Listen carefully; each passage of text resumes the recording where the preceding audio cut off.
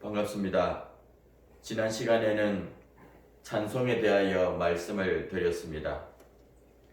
성도 여러분의 신앙생활에 조금이나마 도움이 되셨을 줄로 믿습니다. 이렇게 조금씩 기독교 신앙생활에 대한 지식적인 요소들을 조금씩 배워가다 보면 어느새 자신도 모르는 사이에 신앙이 자라는 것을 느낄 수 있으리라고 확신합니다. 이번 시간에는 기독교의 가장 핵심적인 부분이라고 할 수 있는 기도에 대하여 잠시 알아보도록 하겠습니다. 기독교의 기도란 과연 무엇일까요? 사람들은 누구나 인격을 가지고 있습니다. 인격이란 지식, 감정, 의지라고 하는 세 요소가 있습니다. 놀랍게도 창조주 하나님께서도 이 인격을 가지고 계십니다. 그러나 하나님은 영이심으로 육체를 가진 사람으로서는 하나님과 교제할 수가 없습니다. 그래서 하나님께서는 기도라는 길을 열어두심으로써 사람과 하나님 사이의 인격적인 교제가 그리고 대화가 이루어질 수 있도록 하였습니다. 또한 예배를 통해서 하나님 앞에 나아갈 수 있는 길을 하나님께서 열어주셨습니다. 그렇다고 해서 어떤 사람이나 모두 다 하나님 앞에 기도할 수 있는 것은 아닙니다. 오직 하나님을 믿어 하나님의 자녀가 된 그 사람만이 하나님 앞에 기도할 수가 있습니다. 기도는 하나님께서 그분의 자녀들에게 주신 특권이라고 말씀할 수 있습니다. 그러므로 성도는 기도를 통하여 하나님께 무엇을 구하기도 하고 또 기도를 통하여 병낫기를 간구하기도 하고 기도를 통하여 우리의 삶의 죄를 회개하거나 감사를 드릴 수도 있습니다. 또한 기도를 통하여 하나님이 주시는 여러 가지 영적인 그러한 은혜를 받아 누릴 수가 있는 것입니다. 그래서 그만큼 기도는 중요한 것입니다. 그러면 기도는 구체적으로 무엇을 위하여 기도해야 할까요? 첫째로는 우리의 죄를 깨닫기 위해서 기도해야 합니다. 우리는 우리가 삶의 죄를 잘 깨닫지 못하고 살아갈 때가 많습니다. 그러나 그 죄 때문에 하나님과 우리의 사이는 관계가 멀어지고 죄 때문에 우리의 삶에 어려운 부분들이 많이 나타날 수가 있습니다. 그래서 우리는 죄를 깨닫기 위해서 기도해야 합니다. 두 번째는 죄를 사함받기 위해서 기도해야 합니다. 세 번째는 하나님의 뜻을 알기 위해서 기도해야 합니다. 네 번째는 하나님의 뜻이 이루어지도록 구해야 합니다. 나의 뜻이 아니라 하나님의 뜻이 내보다 더 큰 놀란 그 계획을 알아 하나님의 뜻을 우리의 삶 속에 이루어지기 위해서 기도해야 하는 것입니다.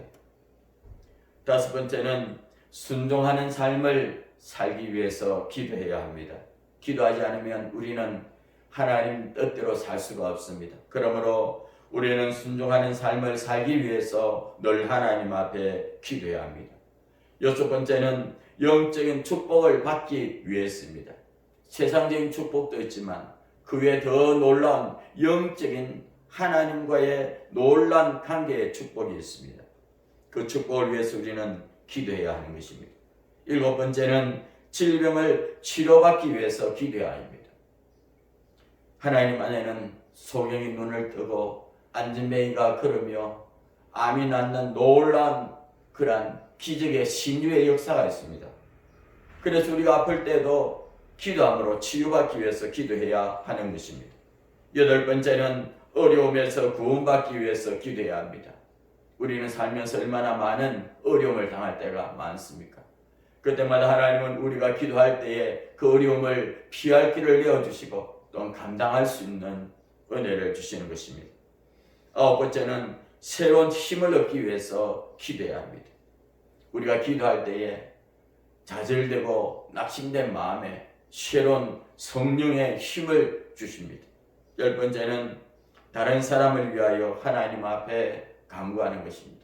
내 문제뿐만 아니라 주의 어려운 이웃을 위해서 또 가족들을 위해서 그렇게 중보하기 위해서 우리는 기도하는 것입니다. 그러면 어떻게 하는 것이 올바른 기도이겠습니까? 기도도 올바른 기도가 있고 그렇지 않은 기도가 있습니다. 어떻게 하면 올바른 기도를 하나님 앞에 올려드리겠습니까? 첫째로 우리는 믿음으로 기도해야 이루어진다는 사실을 알아야 합니다. 기도할 때에 믿음으로 기도해야 합니다. 우리가 기도하는 기본 바탕에는 무엇이겠습니까? 기도하면 하나님께서 내 기도를 들으신다는 그런 믿음이 있기 때문에 하나님 앞에 기도하는 것입니다. 구하라 주시리라 하신 그 말씀, 그 약속의 말씀이 있으므로 우리는 믿음으로 우리는 기도해야 합니다. 굳센 믿음으로 기도해야 합니다. 마가복음 11장 24절에는 그렇게 말합니다. 그러므로 내가 너희에게 말하노니 무엇이든지 기도하고 구하는 것은 받은 줄로 믿어라. 그리하면 너희에게 그대로 되리라 말합니다. 기도할 때에 그것이 이루어질 것을 믿고 기도하면 하나님 반드시 기도에 응답해 주시는 것입니다. 그러므로 우리가 기도할 때 여러분 믿음을 가지고 반드시 주님께서 나의 기도를 들어주신다는 믿음을 가지고 기도하시기를 바랍니다. 두 번째로는 하나님의 뜻을 따르는 기도를 해야 합니다. 아무리 굳은 믿음을 가지고 기도한다고 해도 하나님의 뜻을 무시하고 자기의 정욕이나 유익을 위해서 기도한다면 그것은 참된 기도가 될 수가 없는 것입니다. 우리 믿음의 성도들은 하나님의 뜻에 어긋나는 기도를 잘 분별해야 할 것입니다. 요한일서 5장 14절에서 15절에는 그렇게 말씀하고 있습니다. 그를 향하여 우리가 가진 바 담대함이 이것이니 그의 뜻대로 무엇을 구하면 들으심이라. 우리가 무엇이든지 구하는 바를 들으시는 줄을 안즉 우리가 그에게 구한 그것을 얻은 줄을 또한 아느니라. 그렇게 말씀하고 있습니다. 그의 뜻대로 하나님의 뜻대로 구할 때 하나님 그 기도를 속히 기쁘게 응답해 주시는 것입니다. 예수님께서도 십자가 지실 때에 고백합니다. 아버지여 나의 뜻대로 마옵시고 아버지의 뜻대로 되기를 원합니다 라고 기도한 것처럼 우리들도 내 뜻이 아니라 하나님 이 일 속에 하나님의 뜻이 이루어지게 해달라고 기도할 때에 그 기도를 기뻐 받으시고 속히 응답해 주시게 되는 것입니다. 세 번째로는 우리가 하나님 앞에 기도할 때에 죄를 고백하면서 기도해야 합니다. 하나님은 마음속에 죄악을 품고 기도하는 자를 기뻐하지 않으십니다. 죄가 있어도 하나님께 죄를 고백하는 기도를 드릴 때에 다른 기도도 들어주시는 것입니다. 시편 66편에는 그렇게 말합니다. 우리가 우리 마음에 죄악을 품고 기도하면 우리의 기도를 듣지 아니하신다고 말하고 있습니다. 야고보서 5장 16절에는 그렇게 말씀하고 계십니다. 그러므로 너희 죄를 서로 고백하며 병이 낫기를 위하여 서로 기도하라. 의인의 간구는 역사하는 힘이 큼이니라. 그렇게 말합니다. 죄를 고백하고 자백하며 주님 나는 죄인입니다 라고 먼저 하나님 앞에 기도하고 그렇게 죄를 고백하며 기도해야 합니다. 다섯 번째는 하나님 앞에 감사하는 마음과 겸손한 마음으로 기도해야 합니다. 그동안 나의 삶을 돌아봐 주신 것에 대한 감사, 죄 많은 나를 사랑하여 주신 그 사랑에 대한 감사의 마음으로 하나님 앞에 기도할 때에 하나님은 모든 기도를 들어주시는 것입니다. 또한 언제나 하나님 앞에 겸손한 마음으로 지극히 낮아지죠. 기도 드릴 때에 하나님은 참으로 기뻐하십니다. 하나님 나는 할 수 없습니다. 하나님이 도와주셔야 합니다. 하나님께서 지켜주셔야 합니다. 하나님께서 나에게 도움의 손길을 밀어 주셔야 합니다. 그렇게 기도해야 합니다. 빌립보서 4장 6절에는 그렇게 말합니다. 아무것도 염려하지 말고 다만 모든 일에 기도와 간구로 너희 구할 것을 감사함으로 하나님 앞에 아뢰라. 그리하면 모든 지각에 뛰어나신 하나님의 평강이 그리스도 예수 안에서 너희 마음과 생각을 지켜주시리라. 그렇게 말합니다. 우리는 이렇게 하나님 앞에 기도할 때에 늘 믿음으로 기도해야 하고 하나님의 뜻을 따르는 기도를 해야 하며 죄를 고백하면서 기도해야 합니다. 그리고 하나님 앞에 감사하는 마음으로 겸손한 마음으로 하나님 앞에 기도해야 합니다. 다섯 번째는 매일 기도해야 합니다. 그리고 끝까지 기도해야 합니다. 우리의 필요를 아뢰는 그러한 기도는 꾸준히 쉼없이 해야 된다고 말하고 있습니다. 또한 기도할 때에 인내로서 하나님의 마음이 움직일 때까지 포기하지 말고 기도해야 하는 것입니다. 데살로니가전서 5장 16절, 17절, 18절에는 그렇게 말씀하고 있습니다. 항상 기뻐하라. 그리고는 쉬지 말고 기도하라. 범사에 감사하라. 이는 그리스도 예수 안에 있는 안에서 너희를 향하신 하나님의 뜻이니라. 그렇게 말씀합니다. 한 가부가 있었습니다. 이 가부는 의지할 곳이 없었습니다. 그러나 억울한 일을 당했습니다. 이 억울한 일을 풀 데가 없습니다.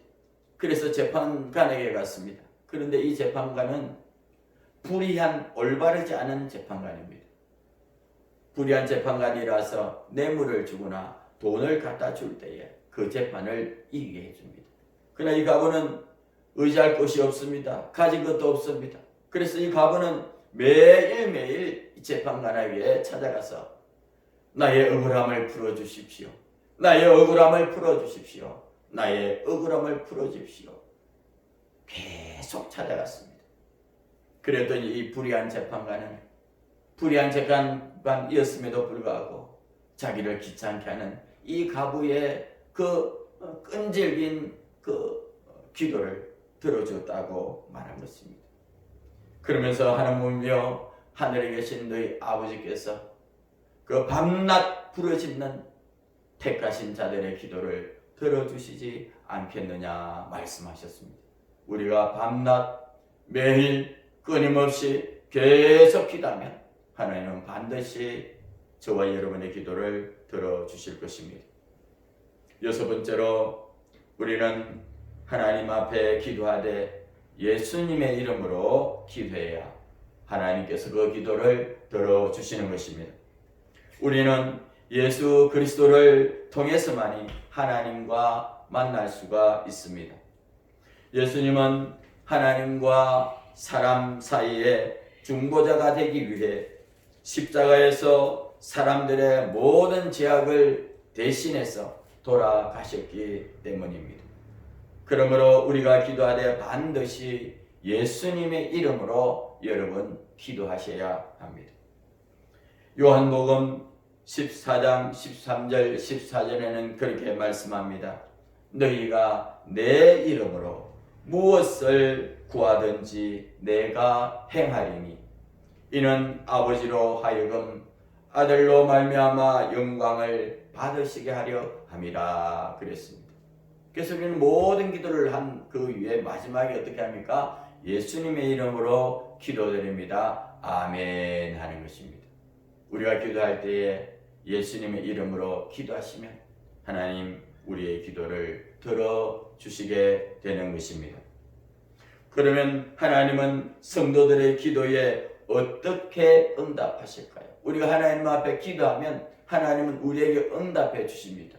어떤 모습으로 우리에게 하나님 응답해 주실까요? 첫째는 급한 일일 때에는 하나님께서 기도하자마자 즉시 들어주십니다. 급하고 위급할 때에 하나님께서는 급하게 바로 즉시 응답해 주시는 경우가 있습니다. 두 번째는 오랜 시간이 지난 후에 들어주시는 경우도 많습니다. 우리가 기도할 때 그것이 금방 이루어지지 않고 그 기도가 쌓여지고 쌓여져서 하나님의 그 기도의 분량이 찰 때에 들어주시는 경우도 있습니다. 세 번째는 구하는 대로 주시지 않고 다른 방법으로 응답해 주시기도 하는 것입니다. 어떤 사람은 자기에게 필요한 바이올린을 달라고 기도했습니다. 그런데 하나님께서는 그가 바이올린보다는 피아노가 더 적성에 맞겠다 했을 때에 하나님께서는 피아노로 응답해 주시는 경우도 있습니다. 이렇게 다른 것으로 응답해 주실 때도 있습니다. 네 번째는 기도는 들으셨지만 우리에게 불필요할 때는 응답해 주시지 않습니다. 어떤 어린아이가 부모에게 아빠 칼을 달라 하면 부모가 그 자녀에게 칼을 줄 부모가 어디에 있겠습니까? 그와 같이 우리에게 불필요하거나 그것이 차후에 그 사람에게 해가 된다고 봤을 때는 응답해 주지 않으시는 것입니다. 어떻게 응답이 오든지 하나님은 우리에게 가장 좋은 것을 주심을 믿으시기를 바랍니다. 그리고 기도에도 순서가 있습니다. 어떻게 기도할 수 있을까요? 첫째로 먼저 하나님의 영광을 찬양합니다. 먼저 첫째로 하나님께 영광을 올려드립시다. 하나님 오늘도 우리의 삶을 통해서 영광을 받아주십시오 라고 기도하는 것입니다. 두 번째로는 죄를 고백하고 회개하는 기도를 해야 합니다. 하나님께 영광을 돌리고 두 번째로는 회개해야 합니다. 하나님 나의 죄를 용서해달라고 회개하시고 세 번째로는 하나님의 은혜에 대하여 감사의 표현을 하는 것입니다. 그리고 네 번째로는 바라는 것을 확신을 가지고 한 가지 한 가지 구체적으로 간구합니다. 그리고 다섯 번째는 예수님의 이름으로 기도합니다 하시고 마지막에는 아멘 하시면 되는 것입니다. 다시 말한다면 우리의 손가락이 다섯째입니다. 그 첫째는 하나님 아버지 부르시고 영광을 돌립니다 하시고 두 번째는 내 죄를 용서해 주십시오 라고 기도하시고 세 번째로는 감사합니다 라고 기도하시고 네 번째로는 나의 이런 기도를 들어주십시오 라고 기도하고 마지막 다섯 번째는 예수님의 이름으로 기도합니다. 아멘 이렇게 기도하시면 되는 것입니다. 이상과 같이 오늘은 기도에 대하여 알아보았습니다. 기도는 마치 어린 아이와 아버지의 관계와 같다고 할 수 있을 것입니다. 어린 아이와 아버지는 대화가 통할 수 없지만 아버지는 아이의 이야기를 이해하고 그의 요구를 들어주며 때로는 거부하기도 하고 때로는 야단치기도 하면서 아이를 양육하는 것이 부모인 것입니다. 이때 아버지는 어린이로부터 무엇을 바라고 일일이 응해주는 것은 아니지 않습니까? 무조건적인 사랑으로 아이와의 대화에 응해주는 것입니다.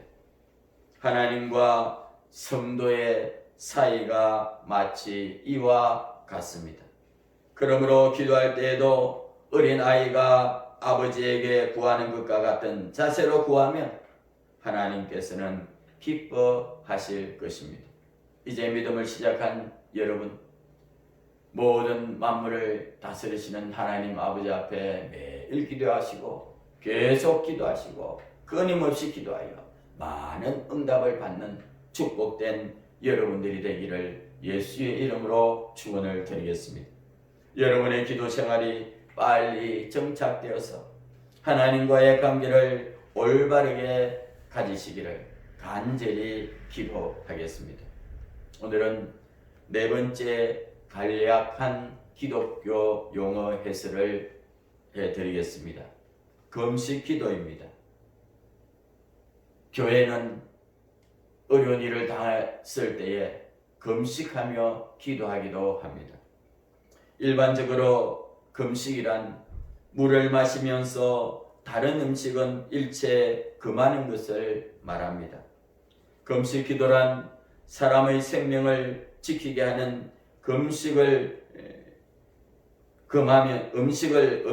금하면서 기도하므로 영혼의 유익을 찾아 하나님과 더 가까이 하려는 데 그 목적이 있습니다. 또 자신을 쳐서 복종시키며 하나님께 생명까지도 맡기겠다는 믿음을 드리기 위해 기도하기도 합니다. 금식 기도는 개인적으로 어려움을 처했을 때에 하기도 하고 교회의 부흥을 위해서 금식 기도하기도 하며 개인이나 국가의 죄를 회개하기 위해서 또 하나님의 사명을 시작하기 전에 또는 하나님의 능력을 힘입기 위해서 드리는 경우가 많습니다.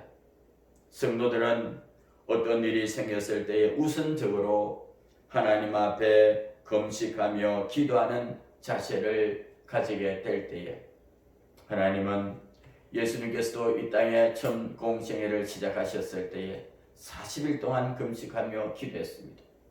우리 모든 성도님들도 때로는 어려운 문제나 또한 국가적인 위기나 또한 급박한 문제가 생겼을 때에 금식하며 하루 한 끼라도 금식하며 기도하며 응답받는 여러분이 다 되기를 예수의 이름으로 축원을 드리겠습니다. 오늘은 이렇게 네 번째 기도에 대해서 공부를 하였습니다. 또 다음 시간에 뵙도록 하겠습니다. 감사드립니다.